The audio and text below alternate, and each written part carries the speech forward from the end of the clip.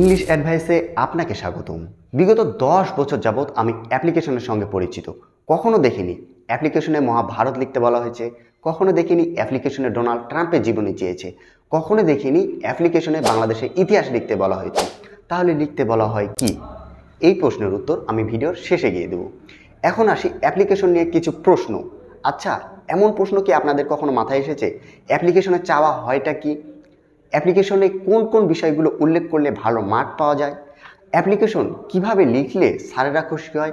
Application দেখতে কেমন? এই প্রশ্নগুলো কি আপনাদের মাথায় এসেছে?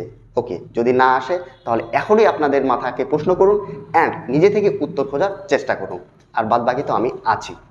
চলুন এই প্রশ্নগুলোর উত্তর আমরা একটা অ্যাপ্লিকেশনের মাধ্যম থেকেই খুঁজে আসি। অ্যাপ্লিকেশনের মেইন থিমে যাওয়ার আগে ছোট্ট করে একটা উদাহরণ দিই অ্যাপ্লিকেশন নিয়ে। মনে করেন আপনি একজন ছেলে অ্যান্ড আপনার জন্য কন্যা দেখতে গেছেন বিয়ে করবেন বলে। আপনি কন্যা দেখতে গিয়ে মাথা নিচু করে আছেন, কন্যা আসলো, মাথা উঁচু করলেন, দেখলেন কন্যাটা থার্ড জেন্ডার। এখন কি আপনি তাকে গ্রহণ করবেন? আপনি কি তাকে 1000 টাকা হাতে ধরিয়ে দিয়ে বলবেন হ্যাঁ আমি আপনাকে পছন্দ করেছি? কখনোই না।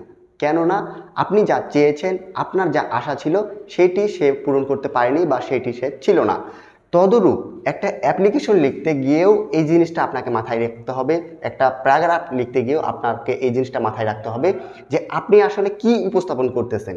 স্যারের সামনে যেই জিনিসটা উপস্থাপন করতেছেন এই জিনিসটাই যাতে সেটি হয়। স্যার এক ঝলক দেখে বা এক পলক দেখি যাতে বুঝতে পারে হ্যাঁ এটা অ্যাপ্লিকেশন লিখেছে, এটা অ্যাপ্লিকেশনের মতো হয়েছে, এটা প্যারাগ্রাফ লিখেছে, এটা প্যারাগ্রাফের মতো হয়েছে, যেটা স্যার বরাবরই বলে আসে আপনাদেরকে। এর আগের ভিডিওগুলো দেখলে আপনারা বুঝতে পারবেন স্যার বরাবরই এই বিষয়টি আপনাদেরকে বলে থাকে। তো এই বিষয়টি অবশ্যই আপনাদেরকে ফোকাস করতে হবে। আপনি যেটি লিখতেছেন সেটি যাতে আপনাদের সামনে মানে স্যার যখন দেখবে সামনে যাতে সেটি ভেসে আসে। এখন দেখা যাচ্ছে যে এই যে এখানে কয়েকটা বিষয় আছে, এই জিনিসটা এখান থেকে এই জিনিসটা এই যে এখান থেকে এই জিনিসটা আপনি এইদিকে দিয়েছেন, এইটা মাঝখানে আছে, এই জিনিসটা আবার এখানে নিয়ে চলে এসেছেন। তাহলে দেখতে কি একটা অ্যাপ্লিকেশনের মতো দেখা যাবে? কখনোই না। এটা তখন খবরাকৃতির হয়ে যাবে, কোনোভাবেই অ্যাপ্লিকেশন হবে না।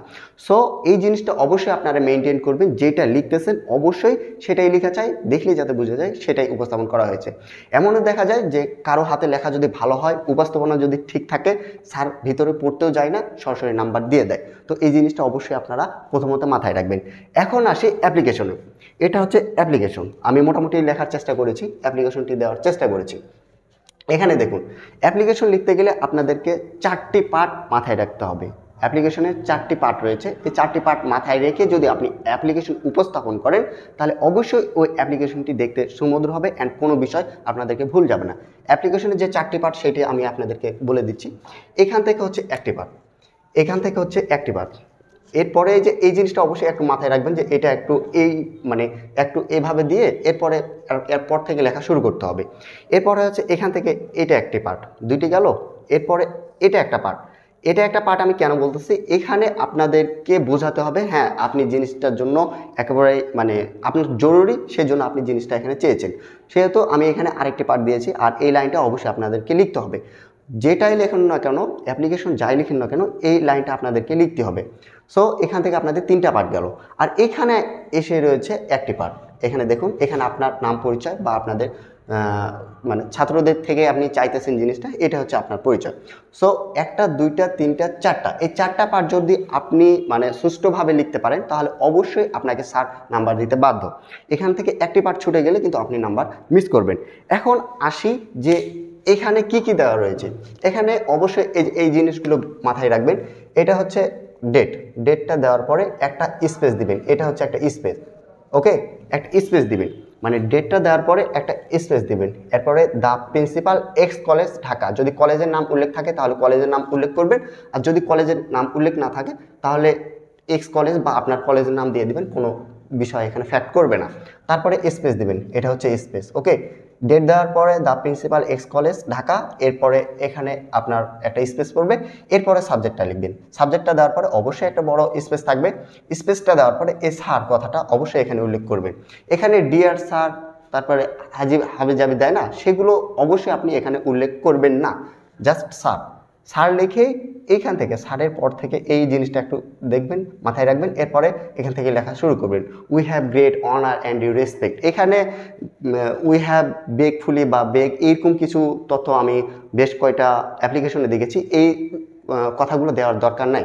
কেননা আপনি এখানে ভিক্ষা প্রার্থনা করতেছেন না, আপনি আপনার জন্য বা কলেজের জন্য আপনি চাইতেছেন, আপনার স্বার্থে না। সো এখানে আপনি ভিক্ষা চাইবেন না, অবশ্যই বেগ কথাটা উল্লেখ করবেন না। We have great honour and you respect to state that we are the student department of English. যে ডিপার্টমেন্ট সেটা দেওয়ার চেষ্টা করুন, না দিলেও হবে, তবে মানে ডিপার্টমেন্টের নামটা উল্লেখ করবেন। ওকে, অফ ইয়ার কলেজ। এখন এখানে আপনার মোটামুটি পরিচয়টা দিলেন, এই লাইনটাতে আপনার মোটামুটি পরিচয়টা দিলেন যে হ্যাঁ আমি আপনার কলেজের নিয়মিত একজন ছাত্র অ্যান্ড এই বর্ষে আমি লেখাপড়া করি। এরপরে এখানে আসুন, we are proud of our college for all the modern facilities. আমরা আমাদের কলেজের মডার্ন ফ্যাসিলিটিসগুলো নিয়ে আমরা গর্বিত। And but it is a matter of শ্রদ্ধা, কিন্তু একটা ব্যাপার রয়েছে, that we do not have an canteen. আমাদের একটা ক্যান্টিনে, আমাদের সবই আছে একটা ক্যান্টিনে। যখন এই কথাগুলো আপনি উল্লেখ করবেন তখন মানে অল্পর মধ্যে জিনিসটা একেবারে মেইন কথাগুলো দেওয়ার চেষ্টা করবেন। আর এখানে স্যারের যে সাজেশনটা রয়েছে এখানে কিন্তু স্যার মেইন কথাগুলো দিয়ে রেখেছে। আশা করতেছি এই সাজেশনটা পড়লে আপনারা রিটেনে ভালো একটা মার্ক উঠাতে পারবে। তো এই তথ্যগুলো দেওয়ার পরে এই লাইনটা বসাই দিবেন। এই লাইনটা অবশ্যই আপনাকে মুখস্থ রাখতে হবে, কারণ এই লাইনটা প্রত্যেকটা অ্যাপ্লিকেশনে দিতে হবে। We therefore hope that we would be kind enough. Okay, এই লাইনটা অবশ্যই আপনারা দেখবেন। এরপরে লাস্টে এসে আপনার পরিচয় বা আপনি কোন ডিপার্টমেন্ট থেকে চাইতেছেন, কাদের উদ্দেশ্যে চাইতেছেন, ওই জিনিসটা এখানে ইনক্লুড করলেই হয়ে যাবে। আশা করতেছি আপনাদেরকে পুরো যেই অ্যাপ্লিকেশনটি ছিল এই অ্যাপ্লিকেশনটি আমি আপনাদেরকে বোঝাতে পেরেছি। এরপরও যদি কেউ কোথাও বুঝতে অসুবিধা করেন অবশ্যই কমেন্ট বক্স আছে, সেখানে আপনারা কমেন্ট করবেন। ওকে, এখন আসি আমার দেওয়া সেই প্রশ্নে, যেই প্রশ্নে আমি আপনাদেরকে বলেছিলাম অ্যাপ্লিকেশনে মহাভারত লিখতে হয় না, ডোনাল্ড ট্রাম্পের জীবনী লিখতে হয় না, বাংলাদেশের ইতিহাস লিখতে হয় না, তাহলে লিখতে হয়টা কি বা চাইটা কি? এই প্রশ্নের উত্তর আমি স্যারের দেওয়া যে সাজেশন রয়েছে সেখান থেকে উত্তর দেওয়ার চেষ্টা করতেছি। এখানে স্যার ইনক্লুড করেই দিয়েছে, এরপরও আমি এটা বিস্তারিতভাবে আপনাদেরকে বলার চেষ্টা করতেছি। অ্যাপ্লিকেশন মূলত লেখা হয় দুইটা ক্ষেত্রে, এক কোনো কিছু চাওয়ার ক্ষেত্রে, দুই কোনো কিছু আয়োজন করার ক্ষেত্রে। এখন আপনি চাইবেনটা কি? আপনি একজন কলেজের শিক্ষার্থী, এখন আপনি চাইবেনটা কি? আপনি চাইতে পারেন লাইব্রেরি, আপনি চাইতে পারেন ক্যান্টিন, আপনি চাইতে পারেন ডিবেটিং ক্লাব ইত্যাদি ইত্যাদি, যেগুলো কলেজের স্বার্থে আপনার লাগবে, এগুলো আপনি চাইতে পারেন। এগুলো চাইতে গিয়ে আপনার কি এত বড় লেখা লাগবে? খুব বড় লিখতে হবে? না, কখনোই না। এরপরে আয়োজনটা একটু বলে নিই। আয়োজন কী কী আয়োজন করতে বলা হয়? স্টাডি ট্যুর, ফেয়ারওয়েল, এরপরে স্যার এখানে লিখে রেখেছে picnic, permission of stage drama ইত্যাদি ইত্যাদি। তো এই যে মানে সকল কিছু ছাড় দিয়ে রেখেছে, আপনারা যদি দেখেন তাহলে বিষয়টি বুঝতে পারবেন যে আপনার একটা পড়লে কতগুলো হয়। এই জিনিসটাই আমি আপনাদেরকে বোঝাচ্ছি যে একটা যদি আপনি পড়েন, একটা অ্যাপ্লিকেশন পড়লে অনেকগুলো অ্যাপ্লিকেশনের উত্তর আপনি করতে পারবেন। যেগুলো আসে সবগুলোই স্যার এখানে ইনক্লুড করে দিয়েছে, যেগুলো আমি আপনাদেরকে এখানে দেখালাম যে এই ওয়ার্ডটা, এই যে এই লাইনটা, এখান থেকে এই লাইনটা কিন্তু থাকেই, এখান থেকে এই লাইনটা কিন্তু থাকবেই, যে আমি আমার পরিচয় এটা থাকবে। এরপরে আমার কলেজে সবই আছে, এই জিনিসটা নাই, ক্যান্টিন নাই বা ডিবেটিং ক্লাব নাই, সবই আছে, এই জিনিসটা নাই, এই জিনিসটা আমাকে দিতে হবে। তো স্যার ওইটা বেশ সুন্দরভাবে তিনি এত সুন্দরভাবে উপস্থাপন করেছে যে যে কেউ দেখলে এখানে ভুল ধরার কোনো পসিবিলিটি নেই, মানে ভুলই খুঁজে পাবে না, হ্যাঁ সঠিক লিখেছে এরকমটাই মনে হবে। সো এখানে আপনি একটা পড়ে যদি 5টায় অ্যান্সার করতে পারেন, 10টায় অ্যান্সার করতে পারেন, 20টায় অ্যান্সার করতে পারেন, তাহলে আপনি আপনার অ্যাপ্লিকেশন একটা একটা করে ধরে পড়ার কারণটা কি? আপনি একটা পড়লেই অ্যাপ্লিকেশনে প্রত্যেকটা অ্যান্সার করতে পারবেন। তো আপনারা যদি এই শিটটা পেতে চান তাহলে অবশ্যই স্যারের ইনবক্সে আপনারা মেসেজ করবেন, অথবা এই শিটটা পেতে হলে পিডিএফ লিঙ্ক দেখবেন ডেসক্রিপশন বক্সে আছে, সেখান থেকে আপনারা পেয়ে যাবেন। আশা করতেছি আপনাদের সকল প্রশ্নের অ্যান্সার আমি দিতে পেরেছি, অ্যান্ড আপনাদের কিভাবে অ্যাপ্লিকেশন লিখতে হবে সকল বিষয় সুস্পষ্টভাবে ব্যাখ্যা করতে পেরেছি।